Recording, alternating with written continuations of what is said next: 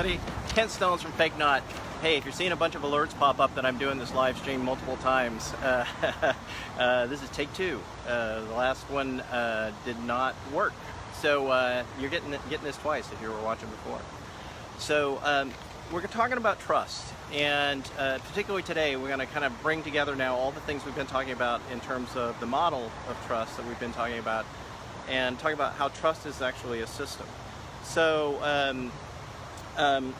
we've been talking about the forms of trust. There's two basic forms of trust. There's transactional and emotional, and those live on a continuum. And there's three components or foundations that move trust along that continuum based on Mayer, Davis, and Shorman's integrated model of trust.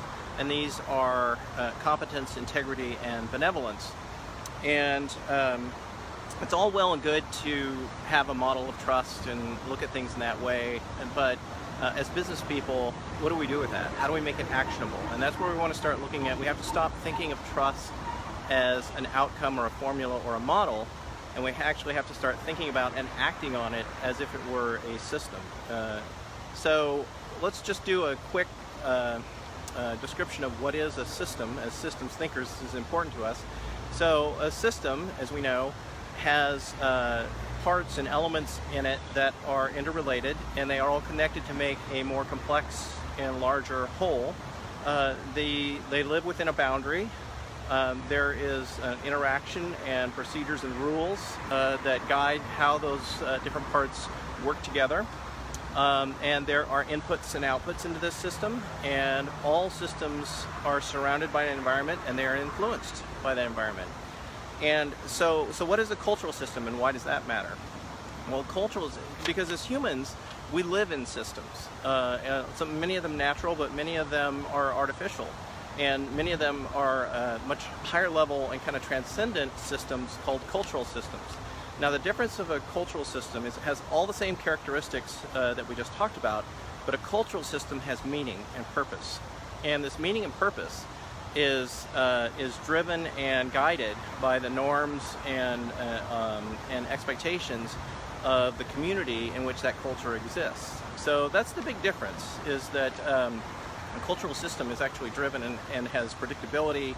It has rules and procedures and norms that we can actually start to understand how those are influencing the system. And what's good as business people is we like that. We like to be able to figure out what's causing something, and if it gives us a sense of predictability, it's always good. So to bring it back to why we need to pay attention to this and think of trust not as an outcome, but as a cultural system.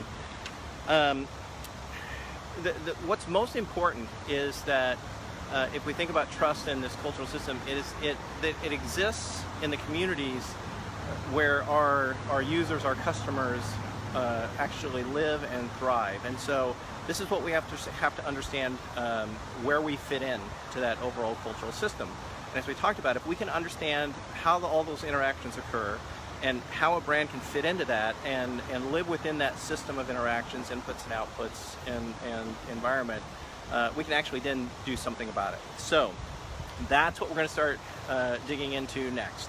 Now that we understand trust as a cultural system, and we understand the basic meaning underneath it all, we can start looking at what's in that system, what are the parts, what are the components, what are the interactions, what are the environments in which it occurs, all those things that help us start to be able to figure out where we need to do something and take action. And kind of the overall essence of the cultural system that we'll also start talking about is social capital. And so we'll talk about what that means and why it's going to be important for brands to start thinking about that, in addition to just the typical return on investment that we tend to look for. So I hope you're all having a great week. One quick note, I'm going to have a webinar coming up in a couple of weeks, so I hope you're all able to watch that. And it will kind of wrap everything together and go a little bit more in depth on a couple of these different things that we've been talking about. Have a good week, everyone.